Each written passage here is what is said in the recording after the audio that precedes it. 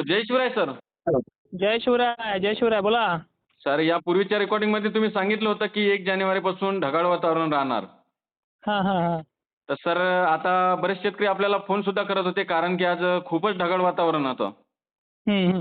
तर पुढचा अंदाज काय राहणार सर आता समजा पुढील 2, 3, 4, 5 तारखेपर्यंत? नक्कीच. आता जसं ढगाळीला सांगितलं आहे तसं झालंय.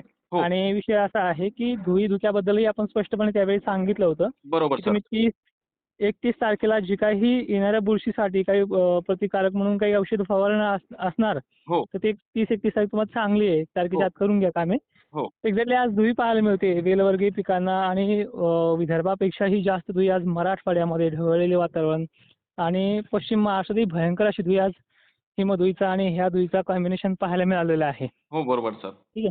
हो. तर आता विषय असा आहे की हे राहील किती दिवस तर बघा, हे 7-8 तारखेपर्यंत राहणार आहे. गरमीची लेव्हल पण खालावली जसं तुम्हाला मागच्या वेळेस रेकॉर्डिंगमध्ये सांगितलं तशा पद्धतीनं.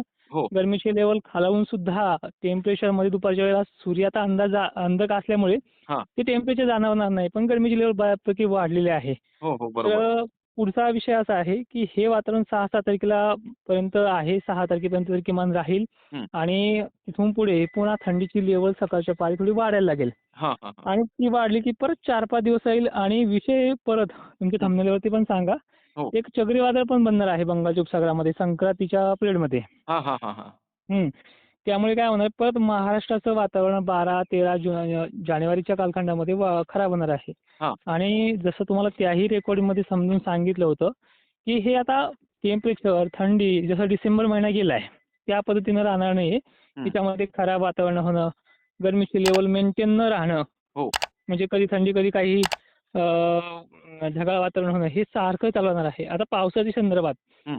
मुंबईला काही ठिकाणी पाऊस झाला आहे असं बऱ्याच बरोबर. जणांच्या व्हिडिओमध्ये आपण पाहिलंय आणि हो. आपल्या पण बातमीत ती मिळाली आहे. हो, हो. बरोबर. मुंबई आणि कोकण किनारपट्टी त्या व्हिडिओमध्ये पण सांगितलं तुम्हाला, की अशा ठिकाणी अपवाद घडतील. हो, हो. पण महाराष्ट्रामध्ये ज्यांनी तुरी काढल्या, ज्यांची अजूनही कामं चालू आहेत, यांना मोठा धोका नाही याच्यापासून. किरकोळ 4-2 थेंब पडले त्याला पाऊस म्हणता येत नाहीये. हो, हो. आणि बरोबर. तसे होऊ शकतात जसं की चंद्रपूर असेल, लातूर जिल्ह्यामध्ये सुद्धा उद्याच्या तारखेला 3 तारखेला सुद्धा हो. आजही ढगाळलेलं वातावरण तिथे संध्याकाळच्या खूप होणार आहे. हं. म्हणजे अशा गोष्टी घडतील. नाशिक क्षेत्रामध्ये घडतील, सोलापूरमध्ये 3 तारखेला घडतील, हं. बीड जिल्ह्यातही पाहायला मिळेल, परभणी वगैरे भागातही पाहायला मिळेल.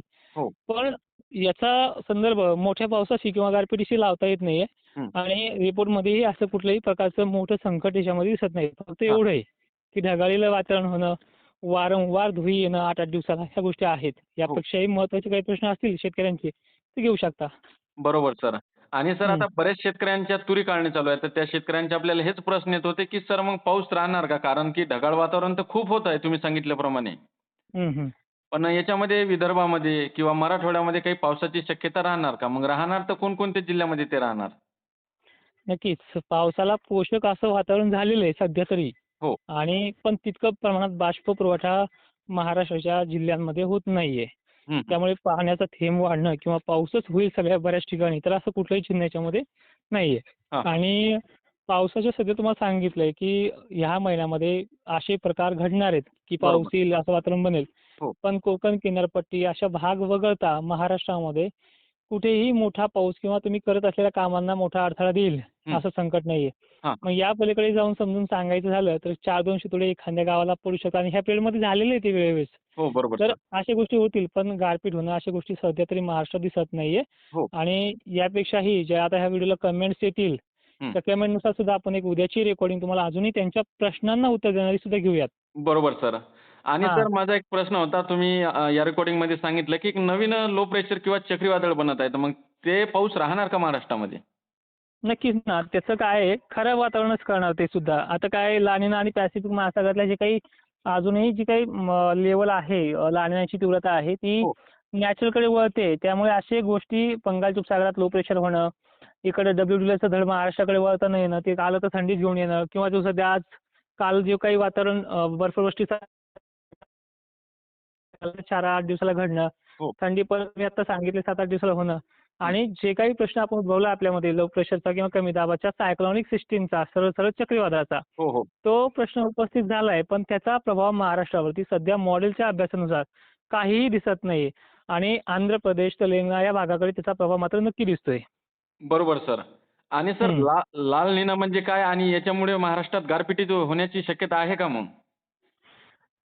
हे बघा, लानिना एक अशी पद्धत आहे जी पॅसिफिक महासागराच्या पाण्याच्या पातळीची एक टेम्परेचर दर्शवणारी कंडिशन आहे. ती हां. जर जास्त मिडियम थंड असेल 2.5 डिग्री सेल्सिअस हं. किंवा 1 डिग्री सेल्सिअस तो नॅचरल किंवा लानिनाकडे कल देतोय. हो. आणि याच्या अपोझिट अल निनो म्हणून नावाची एक पद्धत आहे, हं. जी लानिनाच्या विरुद्ध काम करते. बरोबर. टेम्परेचर 2.5 किंवा 3 डिग्री सेल्सिअसने वाढणं. हो. आणि प्रशांत महासागर आणि आशिया खंडाचा दूरचा संबंध आहे, पण हं. मान्सूनच्या काळात तो खूप जवळचा संबंध वाटतो. हो. लानिनाची ॲक्टिव्हिटी काय करते, की ट्रेंड विंड जे व्यापारी वारे असतात मोसमी काळामध्ये वाहणारे, त्याला गती देते आणि बरोबर. त्यामुळं त्या आशिया खंडाच्या पूर्वेकडील भागामध्ये जेवढं काही बाष्प असेल किंवा जे काही हाय प्रेशर, लो प्रेशर बनत असतील, त्या बाष्पाचा पुरवठा करण्याचं काम आशिया खंडाकडे करतं आणि ते असं भारतावरती कमी दाब, इंडियन ओशन डायपोल सिस्टीम किंवा अशा पॉझिटिव्ह होणाऱ्या गोष्टी राहतात त्याच्यामध्ये. त्यामुळे त्याचा काही मोठा धोका आपल्याकडे सध्या तरी दिसत नाहीये. पण हां, ही धुळी-धुकं येणं हे महाराष्ट्रामध्ये 100% क्लिअर वातावरण तर राहतच नसतं. तशा गोष्टी दिसत आहेत. बरोबर सर. मग सर हं. शेतकऱ्यांनी आता जे काढलेली पिके आहेत, ते झाकून ठेवायला पाहिजे का नाही झाकली तरी चालेल? झाकण्यासाठी ती तर शेतकऱ्यांनी काढलीच नाही. म्हणजे उदाहरणार्थ तूर. हं. हो, हो. तर तिला काय करा, पाऊस तर नाही सांगितलेला आणि 4-2 थेंब जर एखाद्या मी तुम्हाला ते सांगतोय प्रत्यक्षामध्ये जिल्ह्याच्या 10-5 गावांना हे अपवाद आहेत. ते पडले तर पडतील. तुम्ही एक तर पहिली गोष्ट ही डोक्यातूनच काढा, की पाऊस होणार आहे आपल्याला म्हणून. हं. पाऊसच नाही म्हणतो मी सरळ-सरळ तुम्हाला. हां. पण एखाद्या ठिकाणी सरदावलं पीक वगैरे तर ती गंजी घालून ठेवू नका. ती 2-4 दिवस वाहू द्या आणि नंतर तुम्ही ज्या काही पद्धतीने त्याचं हार्वेस्टिंग करताय, हो. त्या पद्धतीने करून घ्या. बरोबर सर.